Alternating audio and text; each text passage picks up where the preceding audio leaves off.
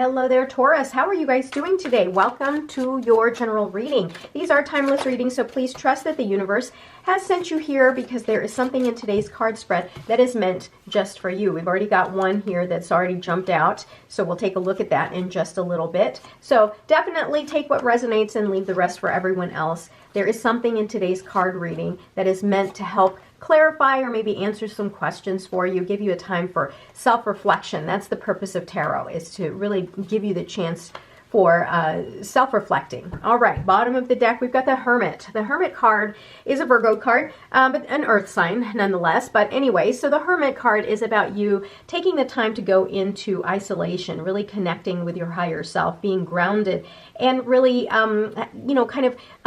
taking time to analyze the situation that's going on in your life, whatever that may be, whatever is really troubling you. It really gives you, the Hermit card says, to take the time to go within and really analyze everything the way you need to, so that you can walk out of this, time of introspection, walk out a little bit wiser, so that you'll know exactly how to handle whatever it is that's coming towards you or is already around you. Sometimes we get really caught up in the big noise that's around us, and that makes it really, really difficult to make really important decisions, especially if they're very, very challenging, full of emotions.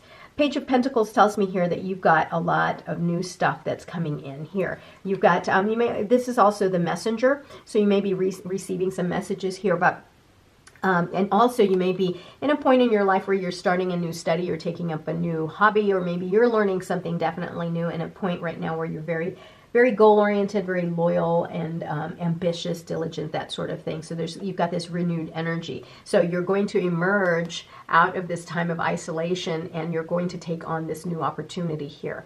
And I have a feeling that your time in isolation, maybe you're thinking about a job, for example, whether or not you should cross over and join another company, or maybe apply for a specific job within your corporation or something like that. But definitely new opportunities are coming your way. I like that.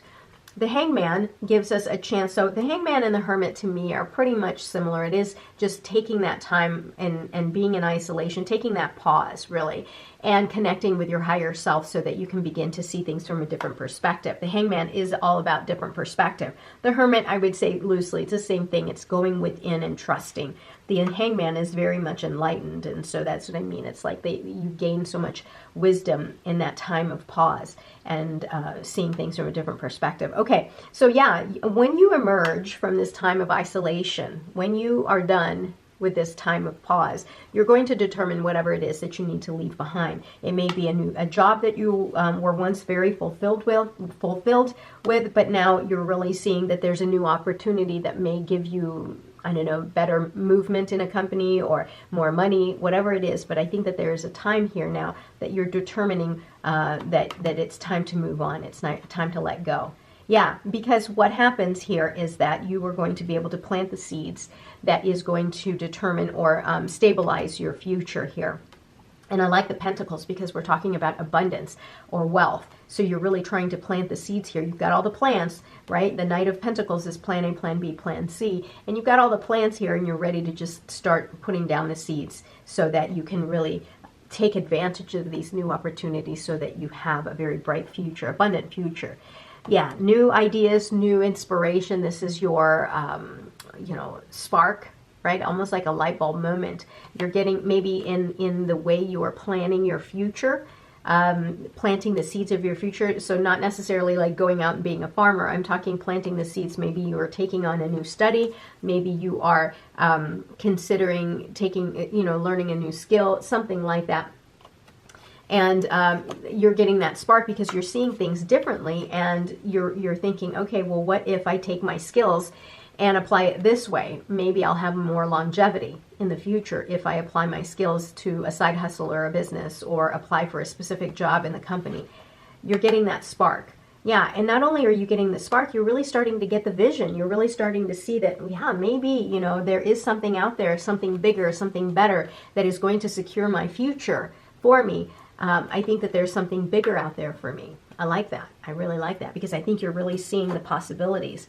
There may be a little bit of conflict here oftentimes whenever we have change in our lives, because you're deciding whatever it is that's no longer serving you is something that you've got to leave behind. Oftentimes that can create some conflict. Now, anytime some conflicts are inevitable, right? You know, it's like you can't help it. But oftentimes, most of the conflicts that we go through during the day can be handled by seeing things from a different perspective. Perhaps approaching conflict with compassion, compromise, and better communication, rather than going over there and really clashing it out with somebody and taking all the swords. Because what happens in situations like this, where there is such an inequality in outcomes, then now you're repairing bridges, right? Because you've burnt bridges, you've hurt people, and we don't want that. And vice versa, right? If they took from you to the point where it's like you can't forgive, well, what does that do, right? Because now that relationship should be repaired.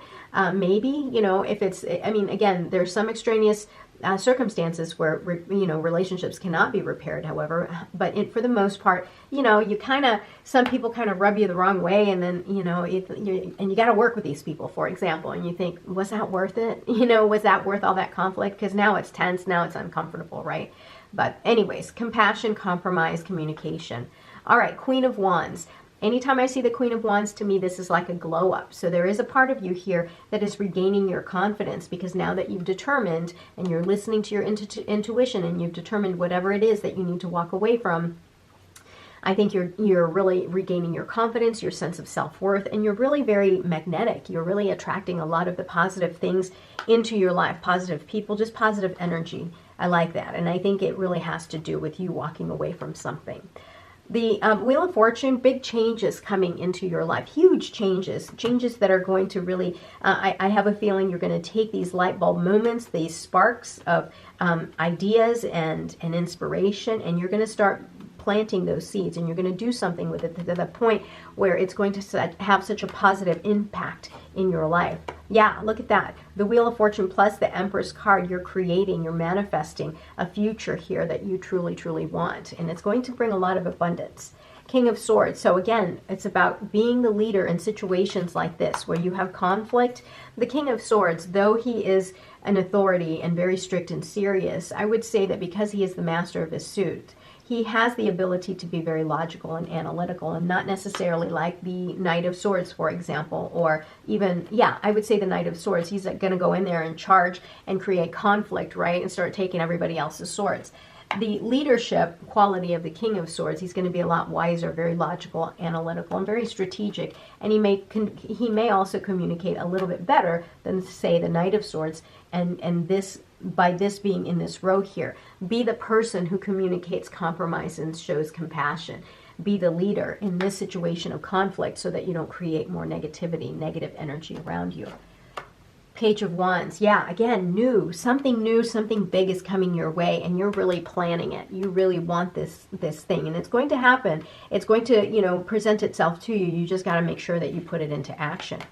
This is going to be a time now where you are going to be able to commit to something. The Lover's card to me is a card of commitment. Whether you're committing to a person, place, or thing. Person meaning you can even commit to yourself. Committing to improving yourself and really creating the person of your dreams, the person you envisioned yourself to be, you know, you committing to that transformation. But this can also be you committing to another individual, but that is like divinely placed in your life, you know, someone that you connect with on a divine or spiritual level, that level of commitment. So if you're here for partnership, like businesses, this is a good time, you know, with the Lover's card. The Lover's card can also, of course, mean a lover. So this gives you a chance to really level up your relationship and really show it a lot of passion and care. All right, let's take a look at your oracle cards, see what else comes up for you. Elder, healing through the lineage. Yeah, don't forget your old traditions, right? You know, healing through the lineage. And also, if there is an elder in your family that you are, you know, that can give you some guidance regarding this big decision that you've got to make here of you know, moving on, whatever that is. Seek out the help of an elder if you have that, if you're very fortunate and have one in your life. Take advantage of it because they're very wise people. All right, Arrow. Surround yourself with protective energy. Absolutely. So the Queen of Wands, I like to think as someone who is very knowledgeable about energies around her, because she is truly the law of attraction. She understands that the energy that you set out into the universe is what comes right back to you. So I think that there is a part of you here Again, a reminder to surround yourself with protective energy, positive energy. We've got the Shield Maiden, make plans and focus. Yeah, you've got the plans here of the Knight of Pentacles. Yeah, perfect. Continue to plan, focus your energy, and then put it into action. I got 2 cards here. We've got the High Priestess, harness mystic power. And the only way you harness the mystic power is to go within. Again, go within, just like the Hermit. Take that time of isolation and trust yourself. Go within. Trader, exchange energy to create abundance. Yeah, so again, this has to do with making sure that the energy that you're sending out, that is what you want to come back, right? So if you want positive energy and positive opportunities to come back to you, send that out, right? Match the frequency of the thing that you want, and you'll get it. All right, Lord, take charge with authority. Yeah, this is going to be the King of Swords. Make sure you take charge in this situation. Don't let yourself get sucked into the negative energy that these conflicts bring about. Instead, rise above the occasion, be logical and analytical so that you don't burn bridges, because that takes a long time to repair, and sometimes we may never get the chance. All right. Thank you so much for being here today, Taurus. Don't forget to like, comment, and subscribe. I hope you have a great day today. I love you. Talk soon. Bye.